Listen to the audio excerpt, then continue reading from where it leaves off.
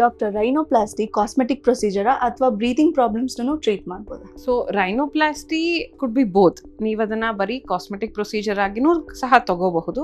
But ನಿಮಗೆ breathing issues ಇದೆ, septum ಅಂತ ಹೇಳ್ತೀವಿ, in between the right and left side of the nostril septum ಅಂತ ಪಾರ್ಟಿಷನ್ ಇರುತ್ತೆ. ಈ ಥರ ಡಿವಿಯೇಟೆಡ್ ನೇಸಲ್ ಸೆಪ್ಟಮ್, ಹೈಪರ್ಟ್ರೋಫಿ ಟರ್ಬಿನೇಟ್ಸ್ ಅಂಡ್ ಈ ಥರದ ಇಶ್ಯೂಸ್ ಇದ್ದಾಗ, ಅಥವಾ ಪ್ರೀವಿಯಸ್ಲಿ ಆಕ್ಸಿಡೆಂಟ್ ಆಗಿ ನೀವು ಅದನ್ನು ಟ್ರೀಟ್ ಮಾಡ್ಕೊಳ್ದಲೆ ಒಂದು ನೇಸಲ್ ಕ್ಯಾವಿಟಿ ನ್ಯಾರೋ ಆದಾಗ, ಈ ಥರದ ಇಶ್ಯೂಸ್ ಎಲ್ಲಾನು ಕೂಡ ರೈನೋಪ್ಲಾಸ್ಟಿಯಲ್ಲಿ ಟ್ರೀಟ್ ಮಾಡಬಹುದು. ನಮ್ಮ nose, the upper 1/3 of the nose is bony structure, ಅದರದ್ದು lower 1/3 is a cartilaginous structure. ನಾವು ಬೋನಿ ಸ್ಟ್ರಕ್ಚರ್ ಅನ್ನು ಆಲ್ಟರ್ ಮಾಡೋದಾದ್ರೆ it is a major procedure. Only cartilaginous part ಅಥವಾ ಸ್ಕಿನ್ ಅನ್ನ ಅಡ್ರೆಸ್ ಮಾಡೋದು ಇಸ್ ಅ ಲೋವರ್ 1/3 ಅನ್ನ ಟ್ರೀಟ್ ಮಾಡುವಂಥದ್ದು. ಇದನ್ನ ನೀವು ಲೈಕ್ ಐ ಸೆಡ್ ಫಂಕ್ಷನಲ್ ಅಂತ ಹೇಳಿದಾಗ ಸೆಪ್ಟೋ ರೈನೋಪ್ಲಾಸ್ಟಿ ಅಂತ ಕರಿತೀವಿ. ಮಧ್ಯದಲ್ಲಿರುವಂಥ ಡಿವಿಯೇಟೆಡ್ ಸೆಪ್ಟಮ್ ಅನ್ನು ಕೂಡ ಕರೆಕ್ಟ್ ಮಾಡಿ ರೈನೋಪ್ಲಾಸ್ಟಿನೂ ಮಾಡ್ತೀವಿ. ನಿಮಗೆ ಟಿಪ್ ಕರೆಕ್ಷನ್ ಬೇಕಾಗಿರ್ಬೋದು, ನ್ಯಾರೋ ಟಿಪ್ ಬೇಕು ಅನ್ನೋದು is a very common ask.